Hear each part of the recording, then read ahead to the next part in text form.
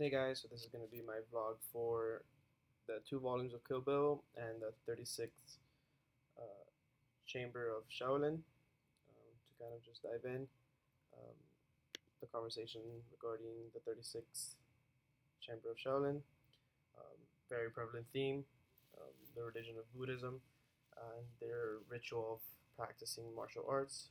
We see them attempting, um, all their moves to perfectly acquire all the moves and choreograph together in order to kind of utilize it in battle or in any fights.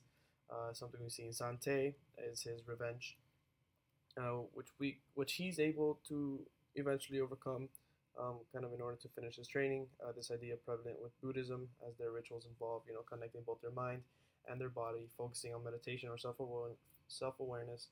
Um, so I thought that was kind of interesting to see, that myth, or not that myth, but that ritual of practicing mind and body, um, play a role in Sante's training, as he's kind of not forced but led to overcome his revenge in order to focus on his training. Another ritual I saw involved in Sante was the fact that there's kind of a number of chambers, 1 through 35. Of course, he makes his 36 his own chamber, but 1 through 35 showing this idea of the monks putting a lot of thought and effort, portraying that there needs to be, a high demand of physical, not only physical, but also mental discipline involved in their training. Um, so ultimately, yeah, I really did enjoy the film, though it had its obvious quirks, like the voiceovers, being dubbed and stuff like that.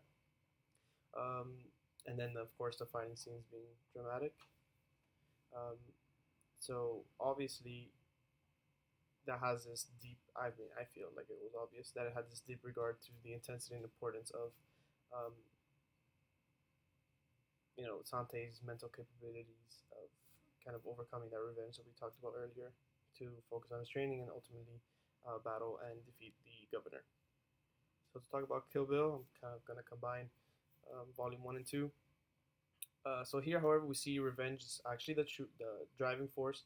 Um, although we see Black Mama being this very very violent, we know, as a viewers, that the people she's actually killing is, has betrayed her in one way or the other. This also ties into the female heroine that we talked about early in the semester, as it pertains to the story of the hero. Volume one kind of draws on the idea using the sword, which is this, I guess, myth or ritualistic idea of some mythical object in the hero's journey, in her journey.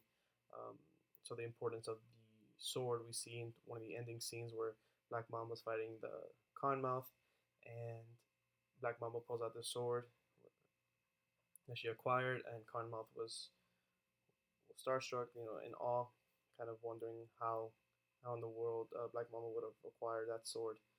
Um, then in volume two, we kind of see this whole, wrapping of revenge, and how they betrayed the people that betrayed, Kill Bill. I mean, not Kill Bill, sorry, Black Mamba. She eventually, kind of experiences, multiple, attempts of people trying to kill her. She prevails, and then ultimately kills off the bad people, and meets again with her daughter and stuff like that. So we kind of see that idea of yin and yang. People kind of mistreated her, not mistreated, but try to kill her. She killed other people, and then ultimately she was able to live happily.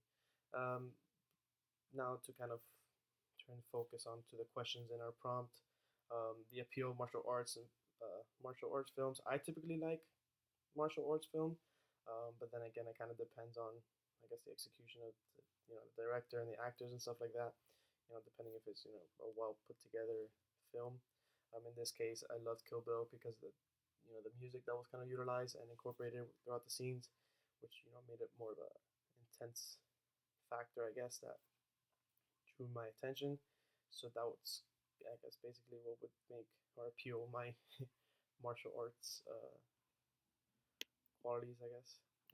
Do they constitute a specialized genre? I don't believe so. I mean, unless we're labeling martial arts as within their own genre, but I know that martial arts could kind of be incorporated with like comedy, or, um, or other genres like we see in Rush Hour. Um, that was actually martial arts with comedy, um, and kind of this Western meets Eastern filmmaking, stuff like that.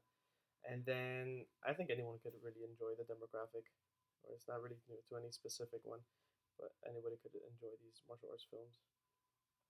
It just obviously, like I said before, I guess it depends on the execution or the quality, so to speak. Maybe the IMDb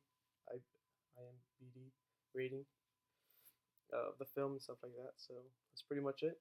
Until next time.